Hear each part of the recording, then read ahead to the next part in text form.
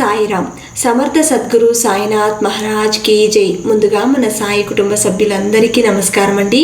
అందరూ కూడా సుఖంగా, సంతోషంగా, ఆరోగ్యంగా బాగుండాలని మనస్ఫూర్తిగా కోరుకుంటూ ఈరోజు వీడియో మొదలు పెడుతున్నాను.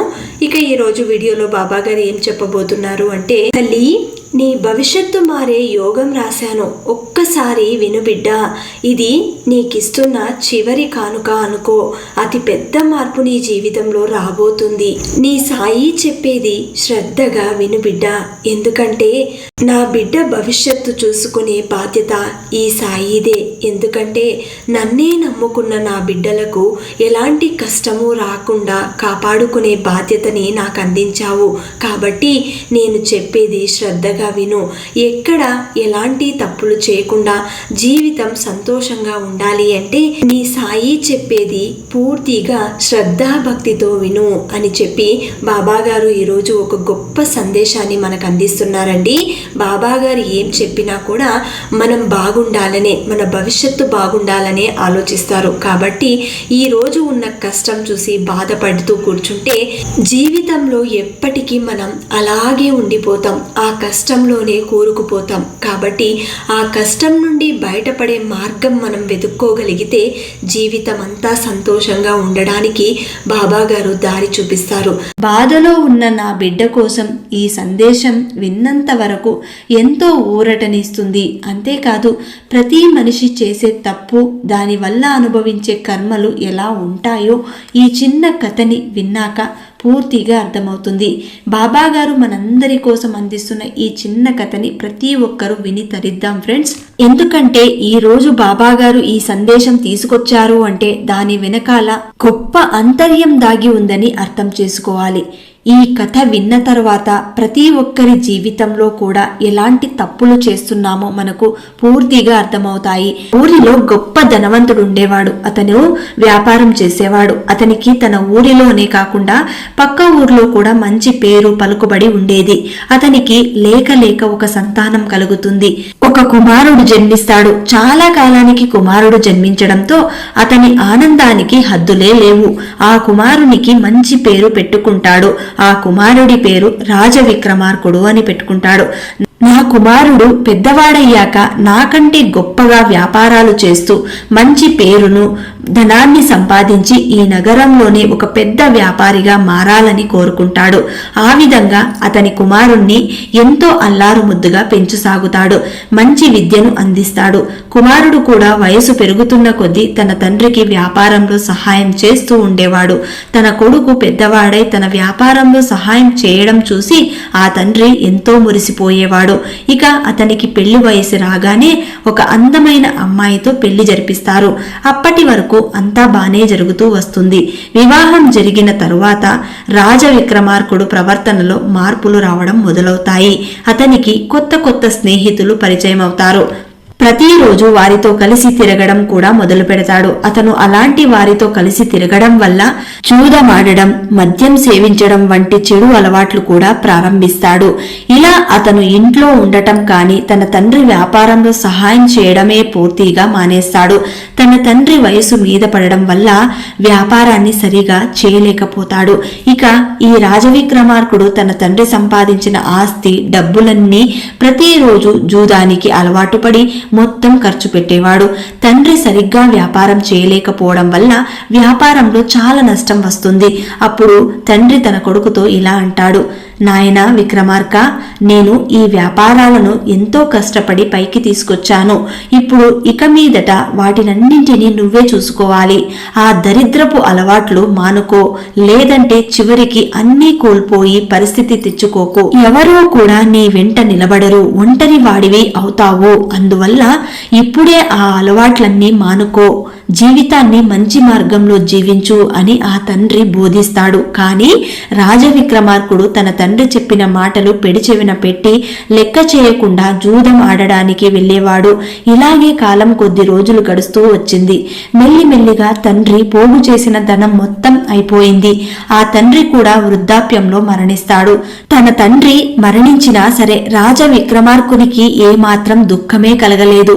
ఇక తనకు అడ్డు చెప్పేవారే లేరు అనుకుని అనుకుని ఆ తరువాత ఇంతకు ముందు కంటే ఎక్కువగా అలవాటు చేసుకున్నాడు. అతను జూదమాడి అధిక ధనం గెలుచుకుని ఇంకా ఎక్కువ ధనం గెలవాలనుకుంటాడు. తాను పోగొట్టుకున్న ధనం మొత్తం ఒకేసారి తిరిగి గెలవాలని అధిక మొత్తంలో ధనం పెట్టి ఆడేవాడు. రాజవిక్రమార్కుడు దానికోసం తన తండ్రి సంపాదించిన ఆస్తులు కూడా అమ్మి ఈ విధంగా ఆడేవాడు. ఒకరోజు తన తల్లి పిలిచి, నాయనా విక్రమార్క, ఇప్పటికే ఎంతో ధనాన్ని పోగొట్టేశావు. ఇప్పుడు ఈ మిగిలిన కొద్ది ధనాన్ని ఎందుకు పాడు చేస్తావు అంటూ చెప్పింది. కానీ ఏం చేస్తాం, ఒక వ్యక్తికి నాశనం అనేది మొదలైనప్పుడు మొదటిగా అతని బుద్ధి నశిస్తుంది. తన తల్లి చెప్పిన మాటలు ఏమాత్రం పట్టించుకునేవాడు కాదు. ఇక అతను రాత్రి పగలు అనే తేడా లేకుండా జూదమాడుతూనే గడిపేసేవాడు. ఇక చివరికి అతని వద్ద ఏమీ మిగలలేకపోతుంది. మొత్తం ధనం ఆస్తి అన్నీ కోల్పోతాడు. తన కొడుకు ఇలాంటి దీనమైన స్థితికి రావడం చూసి ఆ తల్లి కూడా గుండె పగిలి ఆమె కూడా మరణిస్తుంది. తన తల్లి చనిపోయినా కూడా ఆ రాజవిక్రమార్క ఏమాత్రం కూడా బాధపడకుండా, ఏమాత్రం చలించకుండా తనకి జూదం తప్ప వేరే ప్రపంచమే లేదన్నట్టుగా ఉండేవాడు.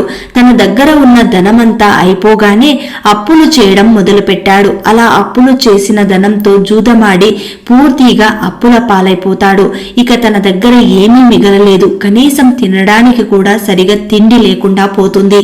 అతను పూర్తిగా అప్పుల ఊబిలో మునిగిపోయాడని ఎవరు కూడా అతని దగ్గరికి రానిచ్చేవారు కాదు. ఎవరు కూడా సహాయం చేసేవారు కాదు. ఒకప్పుడు ఆ ఊరిలో ఎంతో గొప్ప పేరున్న వ్యాపారిగా బ్రతికేవాడు, ఎంతో గౌరవంగా బ్రతికేవాడు. కానీ ఇప్పుడు మాత్రం జూదం అనే చెడు వ్యసనం వల్ల సర్వం కోల్పోయాడు. తన అల్లుడు సర్వం కోల్పోయి దీనస్థితిలో ఉన్నాడని తన మామగారికి కూడా తెలిసిపోయింది. అతను వెంటనే అల్లుడు ఇంటికి చేరుకుంటాడు. ఒక్క పూట తిండి కోసం కష్టపడుతున్న తన కూతుర్ని చూసి చాలా బాధపడతాడు. తన కూతురు చిరిగిన బట్టలు వేసుకోవడం చూసి అతని గుండె పగిలిపోతుంది. దీనికంతటికీ కారణమైన అల్లుడిపై విపరీతమైన కోపం వస్తుంది. కానీ అతనిని ఏమీ అనలేకపోయాడు. తన కూతుర్ని అక్కడి నుండి తీసుకుని వెళ్లిపోతాడు. తన భార్య కూడా అతనిని వదిలి వెళ్లిపోవడం చూసి ఒంటరి వాడైపోతాడు. ఇక ఆ ఒంటరితనంతో ఎన్నో కష్టాలను అనుభవిస్తాడు. ఇప్పటికే అతని దగ్గర సంపద లేదు, తల్లిదండ్రులు లేరు, భార్య కూడా లేదు. అందరూ అతనిని ఒంటరివాణ్ణి చేసి వెళ్లిపోయారు. ఆ ఇంట్లో ఒంటరిగా కూర్చుని ఇలా ఆలోచిస్తూ ఉన్నాడు. అయ్యో, నేనేం చేస్తున్నాను?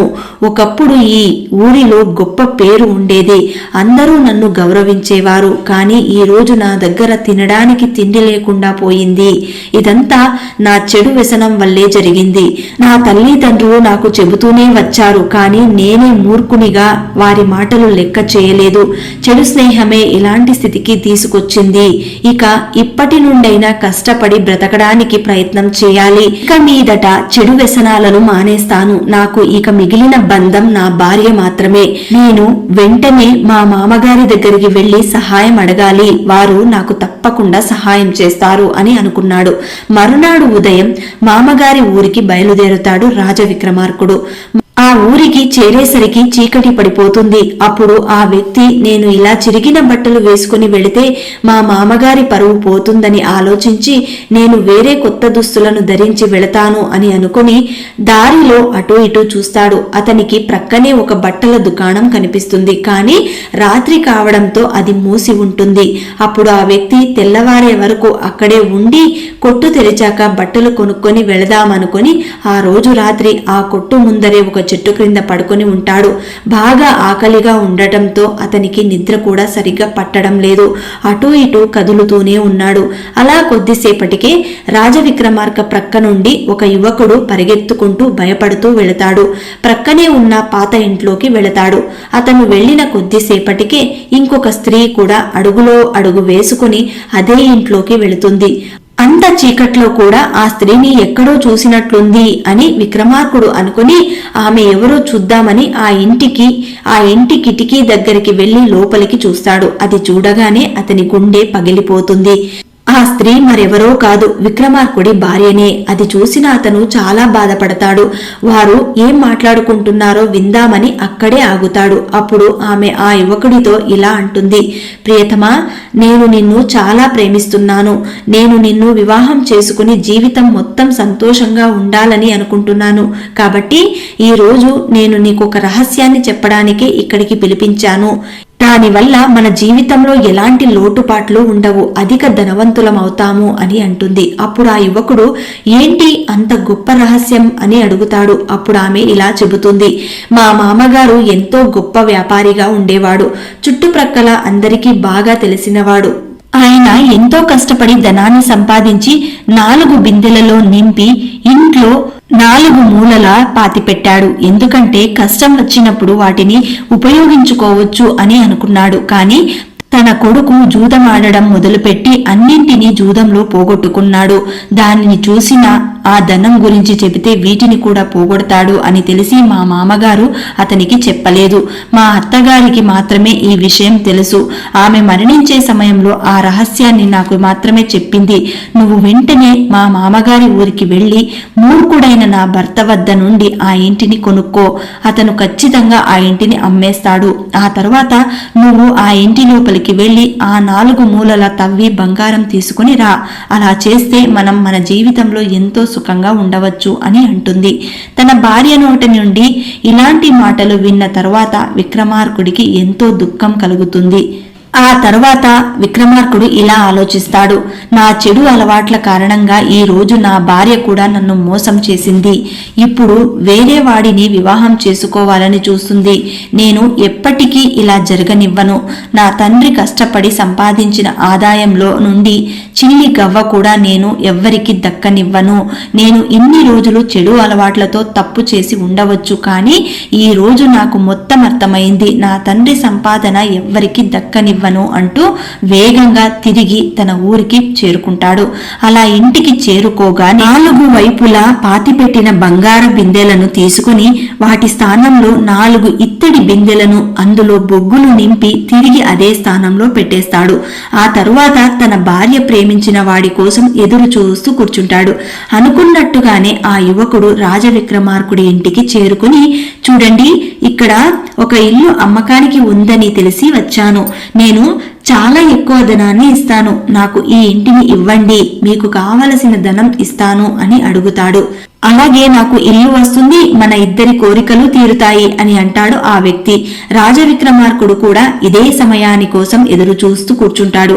వెంటనే ఆ ఇంటిని అతనికి అమ్మేస్తాడు. ఇల్లు అమ్మగా వచ్చిన ధనం మరియు ఆ 4 బంగారు బిందెలను తీసుకుని వేరే నగరానికి వెళ్లిపోతాడు. ఆ నగరంలో రాజవిక్రమార్కుడు కొత్త జీవితాన్ని ప్రారంభిస్తాడు. తన వద్ద ఉన్న ధనంతో వ్యాపారం మొదలు పెడతాడు. ఎలాగో ముందే వ్యాపారంలో రాజవిక్రమార్కుడు ఎంతో దిట్ట కాబట్టి అతి తొందరలో ఆ వ్యాపారంలో ఎన్నో లాభాలను పొందుతాడు. ప్రారంభంలో కొన్ని కష్టాలు ఎదురైనా వాటిని ఎదుర్కొంటూ నిజాయితీగా వ్యాపారం చేసుకుంటూ అతి కొద్ది రోజులలో లాభాలను పొందుతాడు. అలాగే ఆ నగరంలో గొప్ప వ్యాపారిగా ఎదుగుతాడు. అదే సమయంలో అదే నగరంలో ఉన్న ఒక గొప్ప వ్యాపారి కన్ను ఈ రాజవిక్రమార్కుడి మీద పడుతుంది. ఈ రాజవిక్రమార్కుడు నిజాయితీగా తెలివిగా వ్యాపారం చేసుకోవడం గమనిస్తాడు. తక్కువ సమయంలో గొప్ప వ్యాపారిగా ఎదగడం చూస్తాడు. ఎంతో కష్టజీవి అని ఆలోచిస్తాడు. నా కూతురిని ఇతనికిచ్చి వివాహం చేద్దాం, ఇంతకంటే మంచివాడు నా కూతురికి దొరకడేమో అనుకుని ఆ రాజవిక్రమార్కుణ్ణి పిలిపించి ఈ విషయం గురించి వివరిస్తాడు. అతను కూడా దానికి ఒప్పుకుంటాడు. అలా ఆ ఇద్దరి పెళ్లి జరిగిపోతుంది. ఇప్పుడు రాజవిక్రమార్కుని వద్ద మంచి పేరు, పలుకుబడి, భార్య అన్నీ ఉన్నాయి. తన జీవితాన్ని ఎంతో సంతోషంగా అతనే దిద్దుకున్నాడు. ఇక మరోవైపు ఇంతకు ముందు భార్య యొక్క ప్రియుడు ఎంతో సంతోషంగా కొన్న ఆ ఇంట్లో 4 మూలలా తవ్వి చూస్తాడు. బంగారు బిందెలకు బదులు బొగ్గుతో నిండిన ఇత్తడి బిందెలు కనిపిస్తాయి. వాటిని చూసి అతను గుండెలు బాదుకొని ఏడుస్తూ, ఇదంతా కూడా ఆమె మాటలు వినడం వల్ల జరిగింది. నా ధనం మొత్తం పోయింది. ఆమె నన్ను పూర్తిగా మోసం చేసింది అంటూ లబోదిబోమని ఏడుస్తాడు. ఇక చేసేదేమీ లేక ఆమె ఊరికి వెళ్లి, చూడు, నువ్వు నన్ను మోసం చేశావు. నేను జీవితంలో ఎంతో కష్టపడి సంపాదించి కూడబెట్టుకున్న ధనం మొత్తం ఆ ఇంటి పైన ఖర్చు పెట్టించావు. ఇప్పుడు నా వద్ద ఆ ఇల్లు తప్ప ఏమీ మిగలలేదు. నీ వల్లే ఇదంతా జరిగింది.